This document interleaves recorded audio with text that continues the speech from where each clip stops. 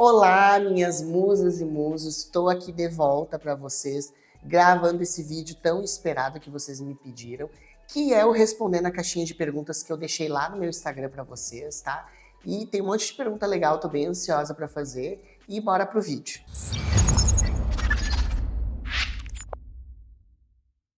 Então vamos para a primeira pergunta aqui. Em uma preparação, o que é mais desafiador para você? Eu acho que o que é mais desafiador em uma preparação seria tudo, né? Mas o que eu considero mais desafiador seria a gente lidar com as outras áreas da nossa vida estando em preparação. Porque quando a gente está na academia, quando a gente está treinando, e para mim aqui que trabalho, né, é mais tranquilo. Mas quando entra outras questões de relacionamento, amizade e demais coisas que a gente tem que fazer assim no próprio trabalho, eu acho que isso seria mais desafiador. E a outra pergunta aqui, né? Quando começou a treinar, já pensava em competir? Obviamente não, né? Eu comecei a treinar quando eu tinha 14 anos, né? 14 para 15 anos. E comecei a treinar porque eu era muito magra e eu queria ganhar massa muscular, né? Queria ficar forte. 3 anos depois que eu treinava, lá em 2017, na outra academia, eu fiquei sabendo sobre o fisiculturismo e falaram, tu sabe que aqui tem umas competições de fisiculturismo? E aí foi quando eu fui pesquisar. E todo esse processo já tem 7 anos, né? 7 anos já desde a minha primeira competição. E eu lembro que quando eu pesquisei sobre fisiculturismo, foi até bem engraçado, porque não se achava nada, sim, acredite. Principalmente mulheres competindo no fisiculturismo, não tinha nada. Então, para mim, foi bem desafiador, assim, em relação a poses, a como fazer, porque não tinha os conteúdos que a gente tem hoje. Hoje em dia, a gente digita ali no Instagram, no YouTube, enfim, a gente tem um trilhão de coisas e de informações sobre fisiculturismo, sobre as competições, enfim. Mas não, quando eu comecei a treinar era mais pela questão de querer ficar grande mesmo, e hoje em dia uma das coisas que mais me move no treino é competir, né? O fisiculturismo em si. Essa pergunta aqui é muito legal, tá? Eu recebo bastante ela, que é qual o tempo mínimo que um treino deve ter? Tem vários fatores que justificam o tempo mínimo de um treino. Depende muito do teu objetivo, depende muito do treino que a gente vai fazer no dia, depende do estado que tu vai estar no dia, né? Se tu dormiu bem, se tu comeu bem, depende do estresse que tu teve no dia. Por que que eu falo isso? Porque se tu tá com um rendimento bom, tu vai conseguir fazer o teu treino em um tempo melhor, né? Ali 1 hora, né? Que é o que eu sempre defendo com vocês aqui. Agora, mas, por exemplo, não tem um tempo certo. Você vai me dizer, se eu treinar 2 horas, se eu treinar 1 hora, vai funcionar ou não vai funcionar? Não existe isso, tá? Tudo depende do quanto tu vai aproveitar esse tempo, do quanto tu vai aproveitar o teu treino durante o tempo que tu realizar ele. Porque tu pode me dizer que tu fica 2 horas treinando, tu faz 3, 4 exercícios, descansa muito, fica conversando, mexe no celular, não se concentra em nada naquilo que tu está fazendo. Ou tu pode me dizer, não, eu treino em 1 hora, mas eu faço todo o treino que eu tenho para fazer, né? Consigo me puxar bem no treino e consigo dar o meu melhor para executar naquele tempo. E quanto aos objetivos, né, é claro que um atleta, né, como vocês podem acompanhar aí no próprio YouTube, a gente vai levar um tempo um pouquinho maior nos exercícios, dependendo do exercício, como por exemplo um agachamento, né, porque quando se trabalha com altas cargas, não tem como a gente descansar 1 minuto, então acaba que demora um pouquinho mais, né? Mas tudo depende do teu objetivo e do tipo de treino que tu vai estar fazendo naquele dia. A próxima pergunta aqui então é um pouquinho mais polêmica, tá, gente? Uma moça aqui me mandou. Tenho 19 anos, treino há 1 ano. Meu treinador quer que eu tome 5 miligramas de oxandrolona. Qual a sua opinião? A minha opinião é que o seu treinador precisa de um treinador. Brincadeiras à parte, tá, gente? Então, você tem 19 anos e treina há 1 ano. Uma das coisas que a gente precisa levar em consideração, tá? Uma das várias coisas que a gente precisa levar em consideração quando a gente vai fazer o uso de esteroides é o tempo de treino, o tipo de treino, a dieta, a adesão à dieta, regulação do teu eixo hormonal, porque não é só simplesmente você comprar uma oxandrolona, você comprar um decanato e começar a utilizar, tá? Vários fatores envolvem essa regulação até com que você consiga tomar. Se você treina 1 ano, eu gostaria de saber o tipo de treino que tu faz nesse período. É um treino bom? É um treino bem aproveitado? Tá? Porque quais são os riscos que você corre aqui, tá? Você tem poucos receptores androgênicos, então você vai utilizar esse hormônio, o seu organismo vai aproveitar nem metade do que você vai tomar, e as chances de você ter efeitos colaterais, nós mulheres, como problemas de engrossamento da voz, né, a queda do cabelo, a acne, né, aquela pele acneica, tem grandes chances disso por conta dessa falta de preparo do teu organismo para receber esse hormônio. Sem contar outros colaterais, né, que assim se tornam irreversíveis. Qual que é a minha opinião real sobre isso? Que você treine mais, tá? Que você não vá para esse lado desses recursos achando que isso vai ser a solução para o teu físico dos sonhos. O que eu te recomendo? Fazer a dieta 100%, mas é 100% mesmo, tá? Dá o teu melhor nos teus treinos, procurar buscar uma regulação hormonal para ti de forma natural, e isso a gente faz com fórmulas, tá? Que a gente utiliza. Os próprios alimentos que a gente consome também influenciam em questões hormonais. Então eu te recomendaria tudo isso e não te recomendaria seguir para esse lado, porque infelizmente os colaterais depois que você pode ter, né, e principalmente fazendo uso indevido, vão ser irreversíveis para ti. Então acredite, isso é um conselho de uma pessoa que tem muitas experiências, né, nesse longo, eu acompanhando alunos, né, acompanhando pacientes que infelizmente tiveram uso indevido e tiveram efeitos assim ó, que na maioria das vezes a gente não consegue retornar, tá bom? É possível ter bons resultados sem treinar todos os dias? E a resposta é sim, com certeza, né? Porque a tua rotina, eu sempre digo, você tem que adequar o seu treino de acordo com a sua rotina. Se tu chega para mim e diz, Gabi, eu consigo treinar 3 vezes na semana e nos outros dias eu consigo fazer um aeróbico. Perfeito. A gente vai organizar um planejamento nessas 3 vezes na semana que tu consegue treinar, tanto planejamento de treino quanto alimentar, e tu vai ter os teus resultados. Se tu me disser que consegue treinar só 4 vezes na semana, ótimo, perfeito. A gente organiza o planejamento, tudo de acordo com a tua rotina. Você precisa entender que você não precisa treinar todos os dias para ter o resultado, mas sim, nos dias que você treinar, você aproveitar ao máximo, você fazer render aquele dia. Fazer render esses dias, até porque tu vai ter uns dias de descanso maior, e isso vai te dar uma motivação maior também, porque muitas pessoas deixam de começar porque, eu não consigo treinar todos os dias. Então, isso não quer dizer. Tudo vai de acordo com a tua rotina e a tua dedicação, com certeza. Essa outra pergunta aqui, bem interessante, tá? E eu falava sobre isso esses dias, né? Que ela diz assim: se alguém te perguntasse por onde começar para ter um shape legal e uma boa saúde, o que você diria? Bom, eu diria primeiramente para você procurar profissionais especializados e que entendem do assunto. Se você quer se direcionar para o meio do fisiculturismo ou só quer ter um lifestyle, né, quer treinar ali pela tua saúde, procure profissionais que sejam formados e que sejam especializados no que eles vão te passar. Se você não tem condições de ter um nutricionista, de ter um personal trainer, né, de ter um treinador, enfim, procure conhecimento e embasamento com profissionais que são referência no assunto.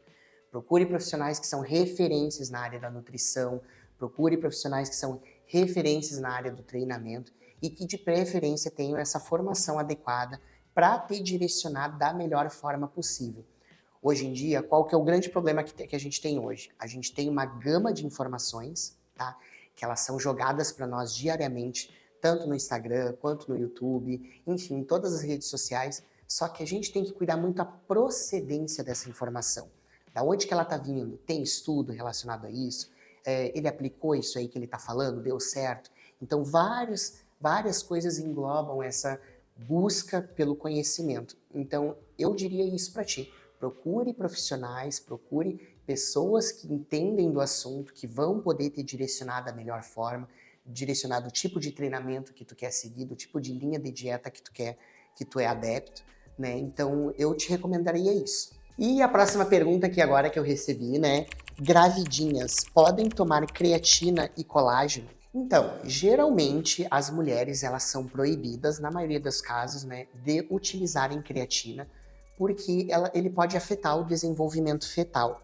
E isso acontece também em relação ao colágeno, tá? Em ambos, a gente não tem muitos estudos que digam que vai fazer muito mal se você tomar ou vai fazer muito bem se você utilizar. Mas a recomendação médica é sempre que você não utilize esse tipo de suplementação no período da gestação, principalmente para questões de funções renais suas e do próprio bebê. Então, essa outra pergunta que eu recebi aqui, tá? É uma pergunta muito boa, tá? E que eu recebo ela com bastante frequência, é uma dúvida que eu escuto bastante também, tá? Que ela é a seguinte: é possível utilizar anticoncepcional e hormonizar ao mesmo tempo? Quando a gente utiliza esses derivados de testosterona, a gente pode até não menstruar, mas não significa que a gente não vai estar ovulando. Porque o que acontece?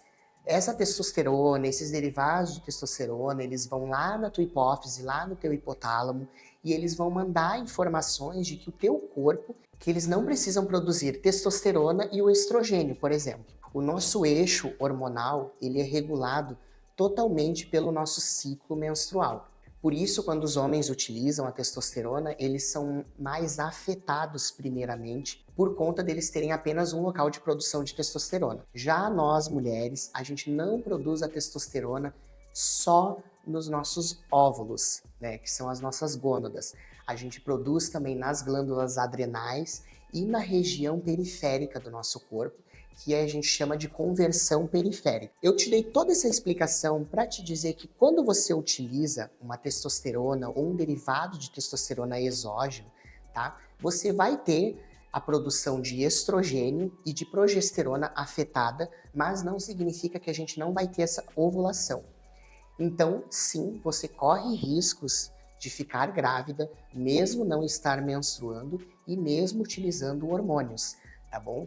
Mas quanto ao uso do anticoncepcional, eu não te recomendaria utilizar o anticoncepcional via oral. Por quê? Eu poderia ficar aqui 2 horas do vídeo falando para vocês dos malefícios que o anticoncepcional tem para o nosso corpo. Mas, graças a Deus, com a evolução da medicina e a evolução dos métodos contraceptivos, hoje em dia a gente tem diversos hormônios que são derivados da progesterona que vão te auxiliar, né, nesse processo do uso de um hormônio exógeno, né, fazendo uma reposição hormonal e a proteção contraceptiva. Eu poderia citar aqui para ti o Implanon, tá? Que eu sou fã do Implanon, já falei aqui para vocês no outro vídeo lá da caixinha, né? Ele é derivado da progesterona também, libera níveis baixos, fazendo com que a mucosa do útero ela fique mais espessa, né? Dificultando a ovulação. A gente tem também os DIUs de cobre, que é muito utilizado também, onde não tem interferência hormonal. Temos também o Dilmirena, o Dilcailena, que já são DIUs hormonais. Um libera um pouco mais, outro libera um pouco menos. Então, tudo vai da tua adaptação. A minha recomendação para ti seria essa, tá? Que você procure a sua ginecologista, converse com ela sobre a sua intenção, né, de fazer essa reposição hormonal, utilizar um hormônio exógeno e também manter a contracepção em dia para não ter riscos futuros aí. Essa outra pergunta que é muito interessante está em relação aos exercícios. Como solucionar a retroversão pélvica nos exercícios? Tem várias coisas aqui que a gente deveria observar, tá? Nesse teu movimento de retroversão pélvica nos exercícios primeiro ponto, ele te gera dor? Te impede de fazer algum exercício? Ou você se filmou lá e percebeu que tem a retroversão pélvica? Se é um movimento que ele não te gera dor, não tem por que você ter essa ansiedade por corrigir, tá? Salvo se você sente dor, sente que ele te limita de fazer os movimentos. Então, dicas básicas seriam você melhorar sua consciência corporal, tá? Alongar, investir bastante nos exercícios de mobilidade, de fortalecimento muscular também, principalmente da região do core, tá? Que é a nossa estabilização corporal, e avaliar como que tá indo teus movimentos no decorrer desses treinos. Essa é outra pergunta aqui muito boa também, tá? Porque algumas pessoas têm dificuldade em ganhar massa muscular. Te pergunto isso por mim. Então, vários fatores também, como sempre, né, levam a essa dificuldade. Tem fatores genéticos também, se você tem uma genética em ser mais magro, né, mais longilíneo, isso vai te dificultar um pouco em ter massa muscular. Se você tem uma dieta inadequada para o seu objetivo, também, tá? Porque se você quer crescer, quer ganhar massa muscular, você precisa ter uma demanda, um aporte calórico para isso. O treinamento também ele tem que estar adequado para esse teu objetivo, para esse teu ganho de volumes muscular. O alinhamento do teu eixo hormonal. Por isso que eu sempre ressalto para as minhas alunas a importância da gente realizar os exames antes de começar qualquer planejamento, porque ele vai ter grande influência no que a gente vai organizar em relação alimentar e em relação de treinamento também, porque o nosso corpo ele tem esses 3 pilares: a alimentação, o treinamento e a regulação do eixo hormonal. Isso eu falei no meu vídeo anterior lá da caixinha de perguntas para vocês, que a gente tendo esses 3 alinhados, a gente consegue chegar no nosso objetivo, mas a gente precisa ter essa coleta de dados, né, identificar o que está causando essa dificuldade no teu ganho de massa e alinhar tudo isso conforme o teu objetivo. Outra pergunta aqui, tá? Que ela levanta várias coisas aqui para nós, tá? Que ela diz o seguinte: mais repetições com pouca carga ou mais carga até a falha? Primeiramente, você precisa ter uma periodização correta para o teu treinamento. O que isso significa? Cada semana, cada dia, você vai trabalhar variáveis de treinamento diferente, tá? Da mesma forma que eu lido, por exemplo, com o meu treinamento. Eu tenho semanas que eu faço de força, tem semanas que eu faço regenerativa, porque não existe essa da gente seguir sempre uma linha de vou treinar todos os dias com pouca carga, fazer 4, 5, no máximo 6 repetições e achar que eu vou ter ganhos, tá? Porque a gente gera um estresse metabólico de uma forma negativa, tá? E isso de todas as formas de não treinar corretamente. Então, o que eu diria para ti? Não existe certo e errado. Existe a periodização correta, organizada, individualmente, para ti, para o teu objetivo, ver o que tu se adapta e a partir disso a gente estipular as séries de treino, o tipo de trabalho que a gente vai fazer e periodização correta para o teu objetivo. Essa outra pergunta que eu recebi aqui então, diquinhas para o glúteo de musa. Primeiramente, faça consultoria comigo. Brincadeiras à parte, tá, gente? Mas vou deixar assim. Mas eu também te recomendo assistir o meu vídeo que tem aqui no canal, tá? Sobre dicas de exercícios para glúteos, tá? É um vídeo bem didático, ele ficou bem legal, onde eu explico a execução correta dos principais exercícios que eu utilizo no meu treinamento, tá? E que eu tenho certeza que se tu aprender essas dicas, tu vai desbloquear o teu glúteo e vai ter a evolução dele. Então era isso, minhas musas e musos, o vídeo de hoje. Eu tava bem ansiosa para fazer para vocês. Espero que vocês tenham gostado, tá? Tivemos uns diazinhos aí parados, tá? Devido à rotina, mas estou aqui de volta, gravando já esse vídeo aqui para vocês. Quero que vocês curtam, compartilhem ele, comentem ali para mim o que vocês acharam, tá? Me sigam também nas minhas redes, que eu vou deixar tudo aqui embaixo para vocês e tem no meu perfil. E sigam me acompanhando, que logo mais vem muita coisa por aí, tá bom? Beijos!